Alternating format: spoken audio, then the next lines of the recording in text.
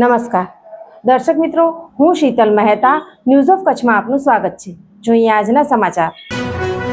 Registration વગર બસની delivery અપાતા ડીલર સામે આરટીઓ વિભાગે કોર્ટમાં ફોજદારી કેસ દાખલ કર્યો। ભુજ ગાંધીધામ હાઈવે પર 2 મહિના અગાઉ ભુજ આરટીઓની ટીમ વાહન ચેકિંગમાં હતી ત્યારે રજિસ્ટ્રેશન વિનાની બસને અટકાવાઈ ડિટેઇન કરાવાઈ હતી। વાહન નોંધણીની પ્રક્રિયાને પૂર્ણ કર્યા વિના જ બસની ડિલિવરી અપાઈ હોવાથી નિયમોનો ભંગ થતા અદાલતમાં ડીલર વિરુદ્ધ ફોજદારી કેસ દાખલ કરાયો છે। આ અંગેની વિગતો મુજબ ભુજ આરટીઓએ વાહન વેચાણમાં કાયદાના ભંગના આ ગંભીર કેસમાં ભારત બેન્ઝના અધિકૃત dealer Kataria motors private limited સામે ફોજદારી કાર્યવાહી હાથ ધરી છે। નવા વાહનનું રજિસ્ટ્રેશન કરાવ્યા વગર અને HSRP નંબર પ્લેટ લગાવ્યા વિના ગ્રાહકને બસની ડિલિવરી આપવાના આરોપસર ભુજની ચીફ જ્યુડિશિયલ મેજિસ્ટ્રેટ કોર્ટમાં ફરિયાદ દાખલ કરાઈ હતી।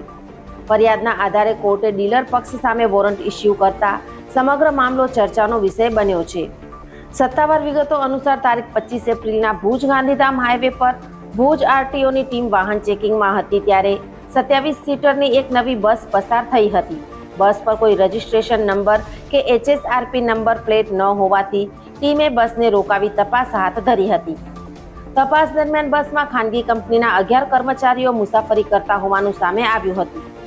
આરટીઓ દ્વારા બસ રોકાવાયા બાદ ગણતરીની મિનિટોમાં જ ડીલર તરફથી વાહનના ટેક્સ, ફી અને અન્ય ઓનલાઈન પ્રક્રિયા પૂર્ણ કરાવાઈ હતી।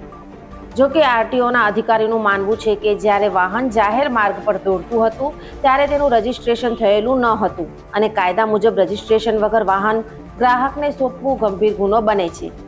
બાદમાં ભરવામાં આવેલા ટેક્સ કે ફીથી મૂળ ગુનાની ગંભીરતા ઓછી થતી નથી। આ સમગ્ર મામલાને ગંભીરતાથી લઈ આરટીઓએ વાહનને મોટર વાહન અધિનિયમની કલમ 207 અને ગુજરાત મોટર વાહન કર અધિનિયમની કલમ 12B હેઠળ ડિટેઇન કરીને ભુજ આરટીઓ કચેરી ખાતે રાખ્યું હતું। ત્યારબાદ મોટર વાહન નિરીક્ષક અંજલ કુમાર આર પટેલ દ્વારા કટારિયા મોટર્સ પ્રાઇવેટ લિમિટેડના માલિકો રાજેન્દ્ર કુમાર કટારિયા, રોહન કટારિયા અને નવીન હરિપ્રસાદ જૈન સામે મોટર વાહન અધિનિયમ 1988ની કલમ 41(1) અને 41(6)ના ભંગ બદલ શિક્ષાની કલમ 192(b)(2) તથા કંપનીઓ માટેની કલમ 199 હેઠળ ભુજની ચીફ જ્યુડિશિયલ મેજિસ્ટ્રેટ કોર્ટમાં ફોજદારી ફરિયાદ દાખલ થઈ હતી। આજે તારીખ 26 જૂન 2026 આ હતા આજના સમાચાર। આવતીકાલે ફરી મળીશું, ત્યાં સુધી મને રજા આપશો। નમસ્કાર।